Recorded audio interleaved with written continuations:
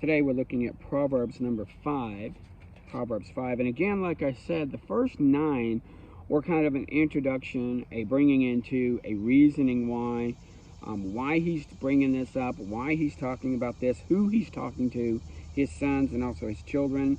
He says, my son in 2. He says, my son in 3. He says, my children, hear ye children in 4. 5 is my son, 6 is my son, 7th is my son. Then he goes into this kind of figurativism of a woman who is wisdom calling out. In 5, we learn about the wayward woman. And again, this is a man warning a son, and he sees what these wayward women are. And we men are kind of stupid, especially when we're younger. We'll get turned by a pretty face. We'll get turned by just a little bit of feminine attention. The idea of carry my books, a woman will say that, or can you open this door for me? Can you open this for me? Can you do this for me? The things that they ask us, they use feminine charms, and it works. And for a good girl, for a girl who wants to worship God and wants to please her man and be obedient to her man as unto the Lord, that stuff works great. But the women of the world, these haughty women, will use that against the man. My son, attends to wisdom and bow thine ear to understanding. He talks about discretion. He talks about the lips of the strange woman. Again, the word strange. We've seen that several times. Strange woman is not just someone you don't know, but someone who doesn't belong there. If you want a family, this woman is not the one. She's proving herself to be disloyal. It even says that. She drops as honeycomb, and her mouth is smoother than oil, but her end is wormwood, which is bitterness. And sharp as a two-edged sword, her feet go down to death. Her steps take hold on hell, lest thou should ponder the way of life, but her ways are movable. She is not loyal. Of course she's not loyal. You knew that. It's like these guys that will get with a girl who has another boyfriend. Well, she'll leave. If she's leaving the other boyfriend for you, she'll leave you for another one. You're just being monkey branched. And it talks about this, especially how women also can lead men astray. We saw that also with Solomon, this very guy that David's writing to, and this even happened to David, remember, with Bathsheba, although she was not a wayward woman, but he chose to see her as such. Had hypothetically he wanted her, maybe just waiting and see, if something happened with Uriah or something like that. Not that I would wish that, but no, he went ahead and treated her like this kept woman. But you see also with Solomon, he has this problem. His wives lead him astray. Here this woman is leading them astray. She fills her house with your wealth, and you will mourn, it'll be like your flesh and body are consumed. She will take your resources, and when she's done, you're done. We're seeing that a lot with this modern ideas of Instagram and OnlyFans and thoughts and all these things that are going on, where women are choosing to see men just as wallets, just as resources. You have the term gold digger, and I'm not just picking on women. There are men that are too soft. I was listening to a guy the other day saying that men are fueling the thoughts, fueling the OnlyFans, fueling this type of woman by giving her free resources, by giving them free attention, by not holding any kind of standard. If you're pretty and I'll give you money, all this kind of stuff is going on. This guy in 5 talks about how I was almost in all evil in the midst of the congregation and assembly. Other men know. I heard that the other day. It used to be when a man was having an adulterous affair or sleeping around, everyone knew, and they still kind of do. We just wink at it now. But it used to be that was a bad thing to happen. He goes on to talk about the wife of your youth, be ravished with her love. Let her breast satisfy you at all times. Why would you be ravished by a strange woman and embrace the bosom of a stranger? Go to the woman that God has provided for you. Look at your ways, for the ways of the man are before the Lord, and he ponders all of his goings. His own iniquities shall the wicked take with himself. He shall die without instruction, and in the greatness of his folly he shall go astray. Look at 5, especially if you're a man. It tells you a lot of things that you need to know, even though, I think I'm smart enough. We men get conned because we're not thinking correctly. We're not thinking soberly. We let ourselves get wrapped up in all kinds of fantasies, and oh, she likes me, and I'm the only one. I will change her. Only God can change an individual, and that individual needs to seek that change. Going back to, I stopped in the middle of 6. We just got finished talking about, in chapter 5, about Nahum in 2 Kings, where he had dipped into the Jordan and was cleansed of his leprosy. We also saw where Gehazi went after him to get resources, and then he was cursed by God and given leprosy. In 6, we talk about different things that God did through Elijah for people. A man lost an axe. Elisha made the axe head float so he could go and get it. There was a king that was going against the king of Israel, the king of Syria, but God told Elijah what was happening, and the king got, the Syrian king got mad, but his people were telling him, hey, his counselor said, Elijah is telling the king of Israel what you say in your bedchambers. He goes after Elijah and creates and surrounds the city of Dothan. But that's that moment when Elijah tells, that moment of, there are more with us than are with them. And he asks for God to open Gehazi's eyes, and Gehazi sees chariots of fire surrounding the city. At that point, Elijah, like I said, could have gone in and taken them all, but he asked that the people would be blinded. Then he leads them to Samaria, to where the king is, and then asks the Lord to open their eyes.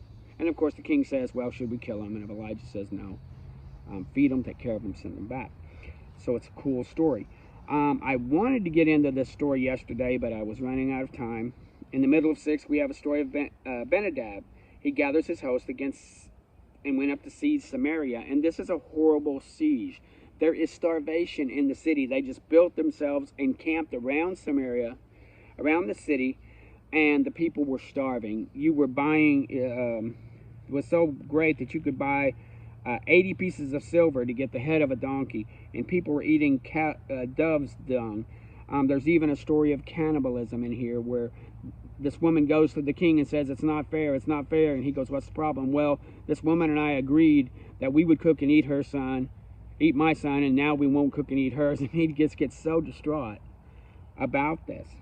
And the funny thing is that this king that's in this dire strait with starvation in the city still sees Elijah as the problem. The problem is not the sin. The problem is not them. The problem is always someone else. And he has Elijah. He goes in 31 and says, God, do so and more to me if the head of Elijah, the son of Shaphat, shall not stand on him this day.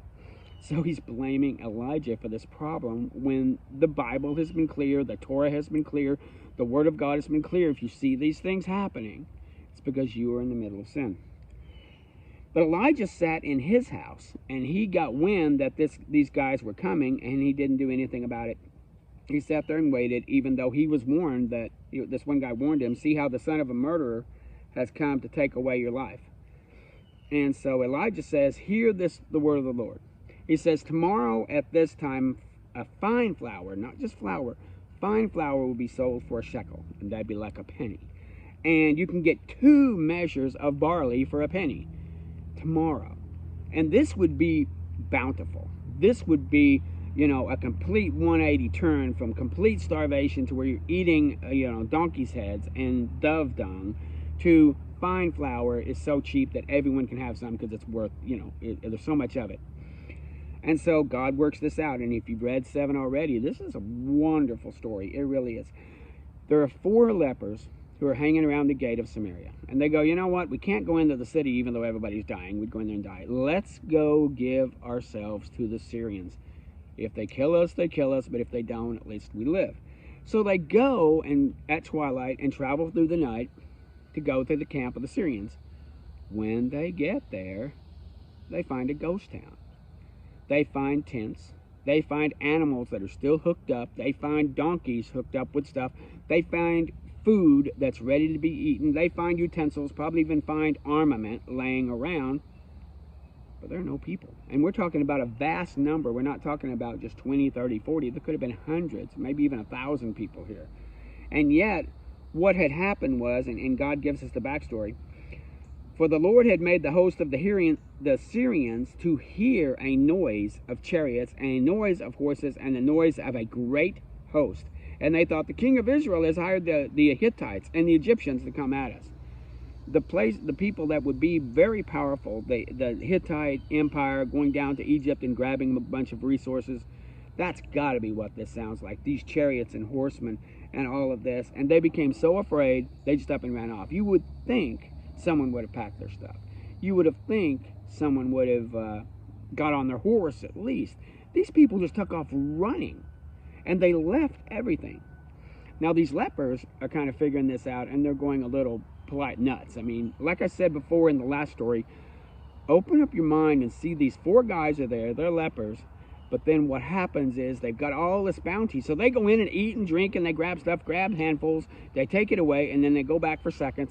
And they realize, hey, we're not doing this right. We need to go tell people. So they go to Samaria to tell people and tell the king, and the king doesn't believe them. The king thinks that this is just a ruse. He's going to get my army out there, and then the Syrians will come out of the hills or out of the wherever they're hiding, the caves, and they'll kill us. And he goes, okay, why don't you send a donkey or 2? Go send a horse or 2. And they're like, well, we don't have very many horses left. So he took 2 chariot horses, and the king sent it to go see. And when they went to the Jordan, all that was full of garments and vessels which the Syrians had cast away in their haste, and the messengers returned, and the people went out and spoiled the tents of the Syrians. They went and took it. And in that day, after they'd taken all that stuff and all that food and all that provisions, and when we're talking about maybe thousands of men, to make a city so full of resources that fine flour was only worth a shekel. Everybody had flour. You didn't pay $1 for it. You didn't pay a denarius or whatever. You know what? You want some flour, it's only worth a penny because I got so much of it, and so do you. You know, and barley. You can get 2 measures of barley for a penny. There's so much barley. There's a little story I left out, in that early in 7, there's a fellow who was, who kind of mocked Elisha a little bit. Because he tells him this in 7:1, and this Lord of whose hand the king leaned, this was a guy who was a servant of the king that helped the king get around. He goes, behold, if the Lord should make the windows of heaven such a thing, could such a thing be? He cast doubt on it. Surely, even if the windows of heaven open up, you're not going to see fine flour for a shekel and 2 measures of barley for a shekel.